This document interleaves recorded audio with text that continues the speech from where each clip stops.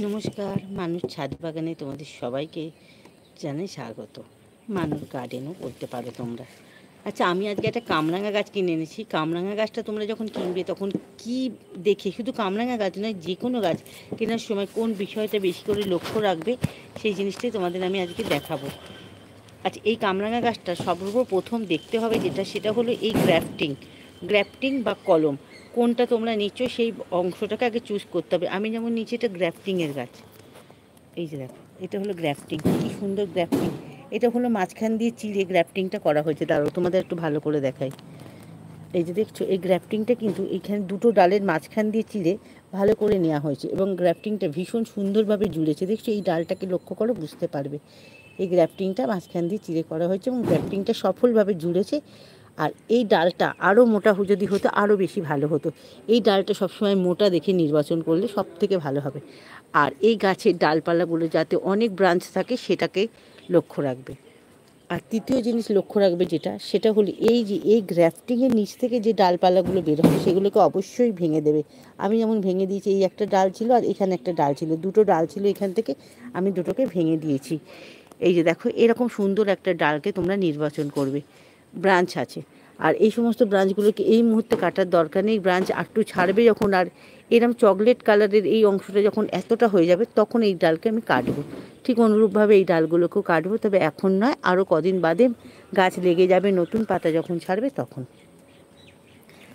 এবারে এই গাছ বসাবার জন্য মাটি কিভাবে তোমরা নির্বাচন করবে দেখে নিয়েছো। গাছটাকে কিভাবে নির্বাচন করবে তোমরা, মোটা, সবসময় মোটা ডাল দিয়ে নির্বাচন করবে।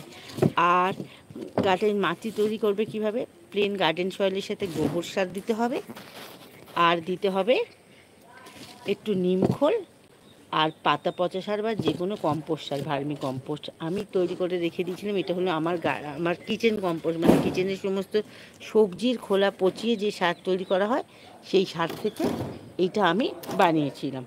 এটা হলো সেই সারটা, সেটাই আমি গাছে দিই।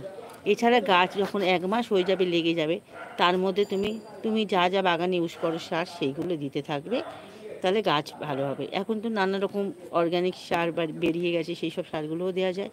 এছাড়া এনপিকে 10-26-26, ফুল আসার আগে পটাশ, যা দিতে হয় তখন তাই দেবো, কিন্তু আগে গাছ যখন ধরে যাবে তখন সেগুলো তারপরে, মানে স্টেপ বাই স্টেপ। ফুল আসার আগে একরকম সার দেবো, ফল ধরে গেলে একরকম সার দেবো। আমরা তো গাছ যারা করি তারা সবটাই জানি, সেই মতন দেবো। তবে বসাবার সময় প্লেন গার্ডেন সয়েলে বসিয়ে দিলেও কোনো অসুবিধা নেই। আর গোবর সার অবশ্যই হতে হবে 1 থেকে 1.5 বছরের পুরনো। কাঁচা গোবর সার হয়ে গেলে কিন্তু মাটিতে ওর তেজ থাকে, তাতে গাছ মরে যাবার সম্ভাবনা থাকে। এটা কিন্তু অনেকেই জানে না। তাই জন্য গোবর সার যদি তোমার নাও থাকে বা যদি কম দিনের পুরনো হয়, অল্প দিও, না দিলেও কোনো অসুবিধা নেই। শুধু প্লেন নিম খোল দিয়ে গাছ বসাও, অল্প সরিষার খোল দাও, তাও ঠিক আছে। সবই পরিমাণ অল্প, প্লেন গার্ডেন সয়েলে গাছ লাগালেও কোনো অসুবিধা নেই। চলো, ভিডিওটি ভালো লাগলে তোমরা সবার কাছে পৌঁছে দিও। Thank you so much.